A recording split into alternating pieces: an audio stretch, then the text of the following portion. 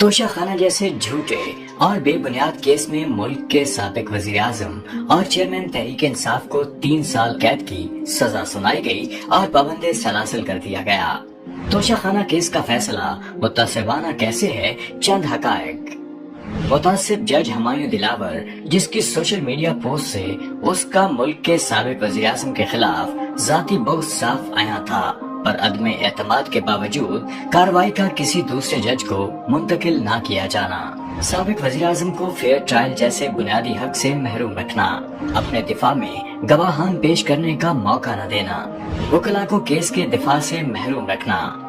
انتہائی برق رفتاری سے کام لیتے ہوئے روزانہ کی بنیاد پر چند سماعتوں میں ہی انصاف کا گلا گھونٹتے ہوئے سزا سنانا، انصاف کے قاتل متعصب جج کا 35 صفحات پر مشتمل مفصل فیصلہ محض 30 منٹ میں پیش کرنا واضح ثبوت ہے کہ فیصلہ پہلے سے لکھا ہوا تھا۔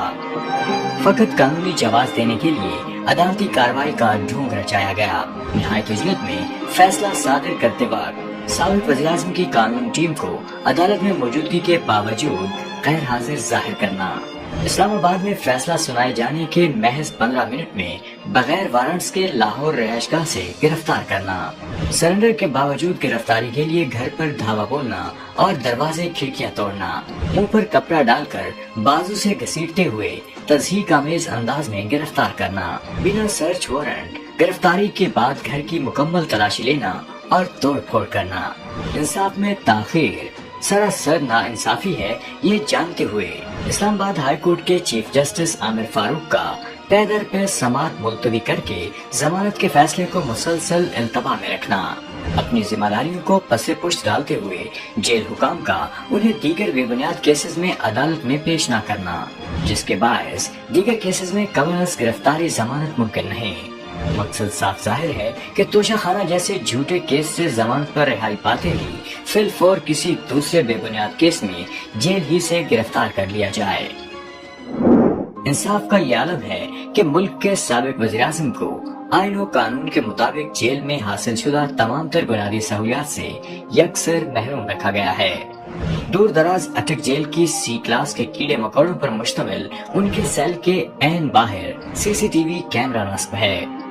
سیل میں ایل شیپ کے اوپن ٹوائلٹ کی دیوار محض 2.5 سے 3 فٹ اونچی ہے۔ 5 سے 6 فٹ کی بلندی پر لگے CCTV کیمرے کی وجہ سے انہیں ٹوائلٹ کے استعمال اور دوران غسل کوئی پرائیویسی میسر نہیں۔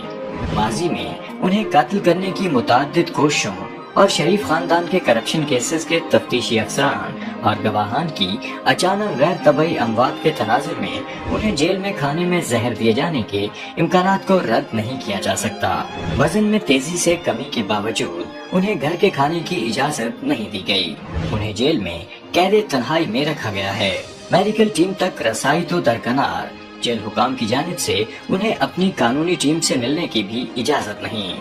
مگر سلام ہے اس مرد مجاہد کے حوصلے پر جو جیل میں انتہائی دگرگو حالات کے باوجود اپنی قوم کے لیے ڈٹ کر کھڑا ہے اور اپنے موقف سے پیچھے ہٹنے یا کسی قسم کی ڈیل کا حصہ بننے سے مسلسل انکاری ہے۔ جیل کی کال کوٹڑی سے قوم کے نام اہم پیغام دیتے ہوئے عمران خان کا کہنا ہے کہ حقیقی آزادی کے لیے قربانی دینی پڑتی ہے، جس کے لیے میں 1000 سال بھی اس چھوٹے سیل میں رہنے کے لیے تیار ہوں۔ میں اپنے آخری خون کے قطرے تک اس ملک کے لیے لڑوں گا۔ اس ملک کی تاریخ اس چیز کی گواہی دے گی کہ عمران خان اپنے ملک کے لیے آخری گیند تک لڑتا رہا، آخری وقت تک اپنے ملک کے لیے کھڑا رہا تھا۔